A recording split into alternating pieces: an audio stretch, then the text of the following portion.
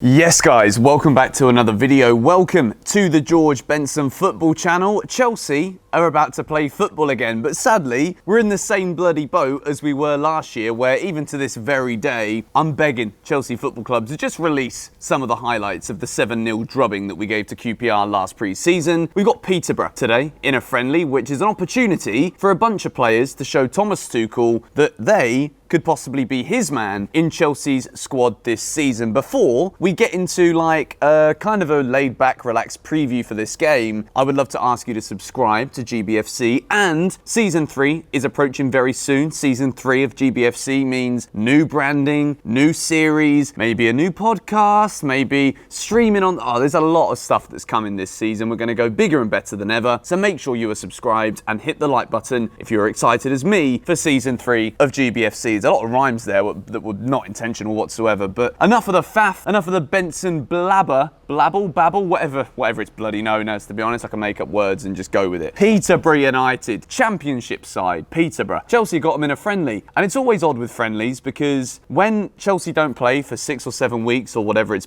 not been that long, because if you're unaware, we played the final game of the season to become champions of Europe, the best club on the continent, so we've not actually had that long of a wait. But this game against Peterborough is what is known as a behind closed doors friendly. It's not going to be filmed, it's not going to be streamed, and Chelsea have made it pretty clear that we will not be seeing the highlights from this game, but we will of course know if Chelsea manage to end the match victorious. What this friendly resembles, despite us never knowing what actually happened in the game, really, it's a very, very big match for some players. And I think today, when we play this fixture against Peterborough, it's a massive opportunity for a select number in particular. We're going to go through them today, and I'm going to let you guys know my thoughts as to whether or not we always see in pre-season players that don't end up playing a big part in Chelsea's season delivering. The ones that I can remember from the past couple of seasons is Michy Batshuayi would always look pretty good in pre-season because he's actually a decent striker, just not reliable enough to do what he needs to do and what Chelsea need him to do, and Ross Barkley also. But today, I'm going to be looking as closely as I possibly can without seeing the game at Conor Gallagher, RubenLoftusCheek, Armando Broma, Charlie Masonda,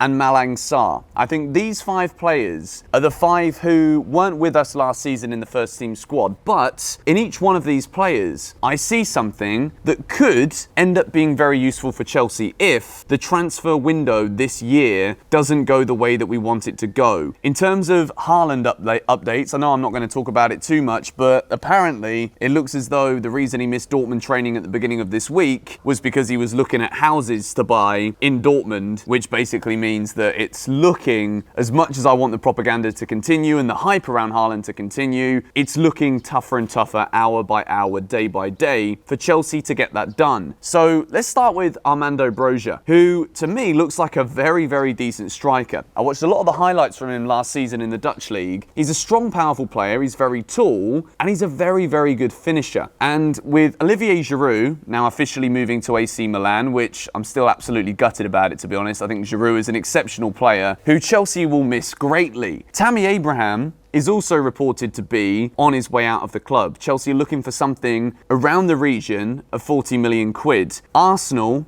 have actually poked their heads up and said, you know what, we wouldn't mind a bit of Tammy, at least he won't beat us in a London derby in our own stadium if we buy him. Jokes aside, Tammy Abraham to Arsenal could be something we see develop. West Ham were linked as well, but they don't want to spend 40 million. Same as Aston Villa, they're going to be a good side to watch this season if they keep hold of Grealish. But Broma has an opportunity to at least stake a claim to be a squad striker this season. I think that obviously when you look at calling upon Olivier Giroud, I'd say calling upon is the way you'd explain what has happened for the last season in his Chelsea career under Thomas Tuchel. When we weren't scoring goals, we called upon Olivier Giroud. We brought him into the side for a couple of games, he'd get goals, he'd deliver what he was asked to do, and then he'd lose his place in the team. We could potentially see a role this season for Armando Broma in a similar light. However, when you compare the reliability, the experience of Giroud to the inexperience and unproven nature of Armando Broma, as a Chelsea fan, as much as we want to back Armando Broma and we want to see him deliver for Chelsea, it's a worry, you know, that Chelsea go from calling upon a World Cup winner to calling upon an unproven striker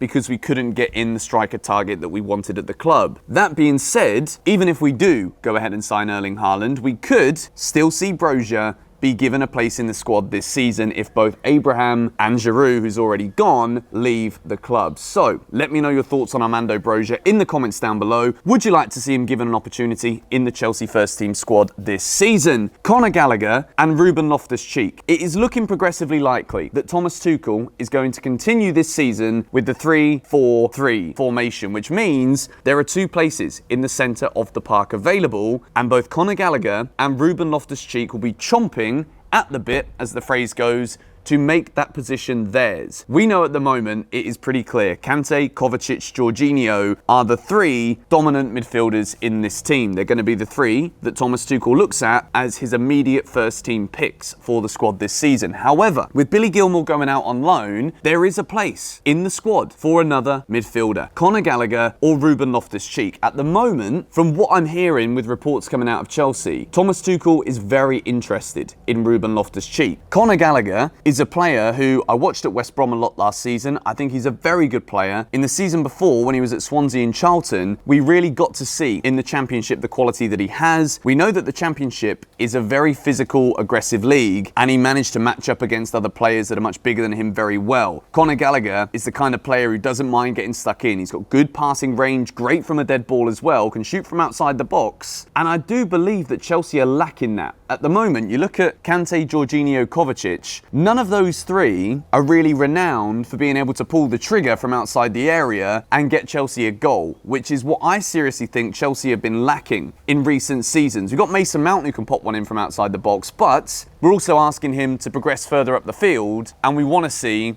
the players that are playing in that pivot getting forward as much as they can as well, because it means Chelsea will be dominating matches whilst in possession of the ball. So Conor Gallagher and Ruben Loftus-Cheek, both are available for this friendly today against Peterborough. You've also got Lewis Baker in the middle, Danny Drinkwater as well, but I think that we've gone through enough Chelsea pre-seasons now to be aware that neither of those two, no matter how well they play during this pre-season fixtures, I highly doubt they're going to be featuring in the first team squad in competitive football for Chelsea this year. So Conor Gallagher or Ruben Loftus-Cheek? I wanted to put this one down to you guys in the comments below. Which one do you believe has the best chance of making it into Chelsea's squad this season? I do believe there's a spot for one of them if we don't sign a central midfielder. If we do, then I wouldn't be surprised if we saw probably Conor Gallagher go out on loan and maybe a Ruben Loftus-Cheek sale if Chelsea are really looking to raise these funds. It is such a weird time at the moment at Chelsea because with the Mark Guehi stuff, we didn't hear anything until Crystal Palace have made the accepted bid, and then we get given the information. So it wouldn't be a crazy thought to believe that Chelsea's business, be it incoming or outgoing this summer, is going to be kept very quiet until the last minute. So speculation, it's all up to us with pre-season fixtures as to who we think deserves a spot or doesn't deserve a spot, and then we have to see what the club ends up deciding. We've also got Charlie Musonda, who has been incredibly unlucky and unfortunate within his career to have the injuries that he's had, the progression that has just clearly been stunted now. He's 24 years old, but there's always been an explosive special player there, and we've seen a lot of pictures of him whilst during pre-season on the Chelsea Instagram, social accounts. So who knows, maybe Charlie Musonda is going to be given a shot here, and I think if he can put in some performances during pre-season, then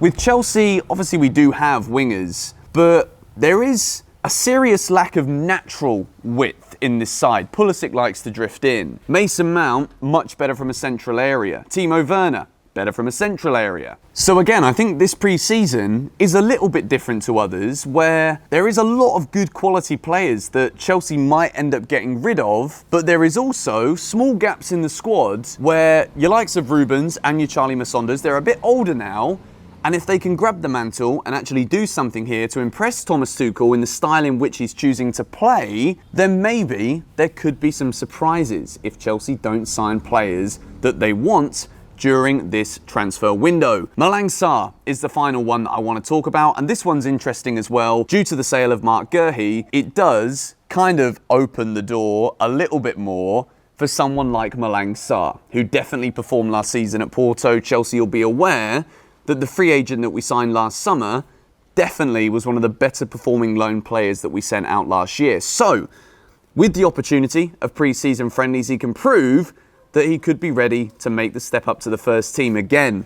There's talks of Zuma leaving the club. Chelsea at the moment, business is quiet when it comes to coming in. So who knows? If we do offload a load of players and don't manage to make the signings we want, and this window ends up looking bad from our side of things and the external side of things from the rest of the footballing world too, then there is opportunities potentially for these players. And that starts today against Peterborough. But anyway, going to wrap up this video here. I want to talk a little bit more about this academy potential exodus that is happening at Chelsea. So if you want to see that video, hit the like button and I'll try and release it for you as quick as I possibly can. Who knows what's going to happen in this Peterborough game? Maybe we get a few leaks here and there. That'd be nice. And if there is, I'll of course be analysing all the stuff we see here on GBFC as we look forward to Thomas Tuchel's first full season in charge. Champions of Europe. Thank you guys for watching. Come on, you Blues.